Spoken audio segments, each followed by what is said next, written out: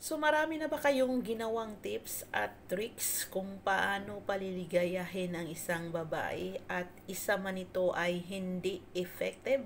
Kaya andito ka sa channel na to para manood sa video ko kung paano nga ba ang tamang angkop o paano nga ba talaga ang tunay na kaligayahan ng isang babae at paano nga ba mapaligaya ang isang babae. So, for today's video, yan po ang ating pag-uusapan tungkol po sa pagkaroon ng kaligayahan ng isang babae. Kung paano nga ba kami paligagayahin, mga dodong. So, kung bago ka pa lang sa aking channel, huwag pong kalimutang mag-like and subscribe at i-share ang ating mga video para marami pong mapanood. So, welcome po sa aking channel na kung saan ang background ay huwag nyo na pong pansinin. At ang mukha ng host ay wag na wag niyo ding pansinin, kung bagkos mag-headset ka na lang at makinig sa aking mga yaw-yaw, no? So ako pala si Inday Bagat, ang yung open-minded vlog na Chabelicious, Yamalicious na vlogger. So ang aking channel ay tungkol sa mga love and relationship advice at mga tips kung paano nga ba ang tamang landas papuntang forever. So ito nga yung mga katanungan na ating nakalap galing sa aking FB page na Inday Bagat Open Minded Vlog, na kung saan nag-message doon si Dudong na Inday, ginawa ko ng lahat pero hindi ko pa rin napaligaya ang aking misis. So paano nga ba yung mga proseso o mga tips na mapaligaya ko si misis? Bigyan niyo po ako ng tips para naman po matiwasay ang aming pamumuhay, no? So, Dodong, marami pong paraan para mapaligaya mo po ang inyong misis. At hindi lang po sa bakbakan o sa kajujujuran dyan, kung hindi rin sa mga simpleng ways, simpleng paraan para mapaligaya mo si misis, no? At number one po dyan, Dodong, is give your time, no? Kasi kung wala kang oras sa iyong misis, ay wala pong misis na masaya pag wala kang oras sa kanya. A simple way of act, no? Kahit a simple kiss pag nagising ka at nagising siya is a sign of love and affectionate and unsa pa na respect to your wife. So malaki na po yung impact sa aming mga babae ang mga ganyang kilos at gawa, Dodong. So, dadakaw naman tayo sa, alam ko ito yung pinakagusto ninyong topic. Doon, ang kaligayahan sa bakbakan. Kung paano nga ba ma-appreciate ni Mrs. ang inyong pagkagud-kagud dyan, Dodong. Kung paano ba ma-appreciate ni Mrs. ang inyong pag riding diha, Dodong, no? So, sa sinabi ko na, kahit sinong mga vloggers ang tanongin nyo, hindi po lahat ng babae ay nasisiyahan pag pinasok ng saging ninyo na wala kayong ginagawang role play. So, wala, lahat po yan, dadaan po talaga yan sa role play, kung paano kayo nag-role play, kung paano kayo naging aktor, kung paano kayo nag sa script, no? So, kung hindi ka marunong yan, Dudong, ay of course, wala talagang misis na maligayahan sa'yo. So, in terms po, bakbakan, no? So, nasa inyo na po yan, Dudong, kung paano mo makalap ang weakness ng isang babae. So, kung kayo ay mag-asawa na, lalong-lalo na for how many years, siguro alam mo na kung saan po ang kahinaan ng inyong asawa. At doon mo siya bibirahan.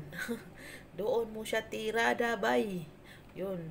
Kasi pag hindi ka marunong, pag hindi mo yan alam, at nangangapa ka pa rin sa dilim, na wala ka pa rin alam sa mga ganyang bagay, na saan ba siya masaya, pag ginanon mo, mga ganyan, ay wala ka talagang makukuha at magiging wasak talaga ang inyong pamilya, kasi hindi naman talaga magaganahan si Mrs. sa'yo, no?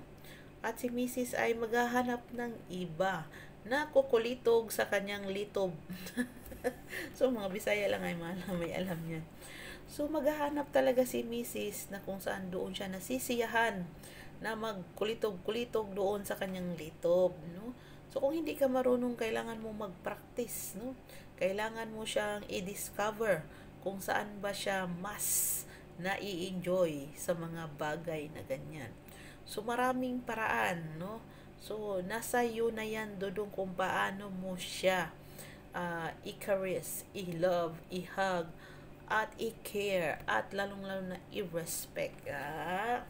So, ang pinaka-the best po na mapapayo ko para magiging masaya, todo happiness ang isang babae is yung financially stable ka, Dodong.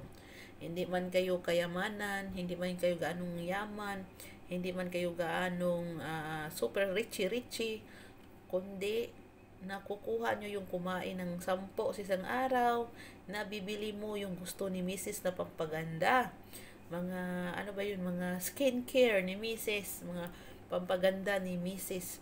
Nabibili mo yung mga gusto ng mga anak mo kasi po at nababayaran nyo yung mga bills sa bahay kasi the more na financially stable ka, the more na at peace ang utak ng isang misis. At walang hindi ka dadakdakan ng misis mo kasi nga maganda ang pasok ng inyong pera, no? At ito yung masasabi ko, no, sa mga ganyan kasi hindi naman talaga namin maiiwasan na ano ba yung sabi natin, yung magdaldal ba, yung aawayin kayo, putak kami ng putak, no?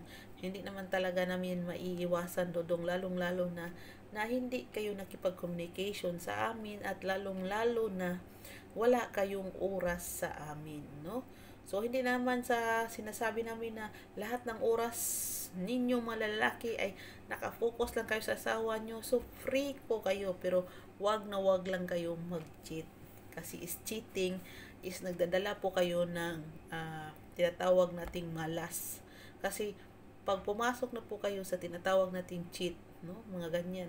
Mga lalaki, be aware po kayo kasi ito po ang pinaka-importante in terms of relationship, no? Lalong-lalo na sa mga mag-asawa dyan na bago pa lang mag-asawa, iwasan nyo pong mag-cheat kasi once po na mag-cheat kayo, ito na po yung tinatawag nating way nga maghiwalay kayo kasi dito po mangyayari na papasok yung mga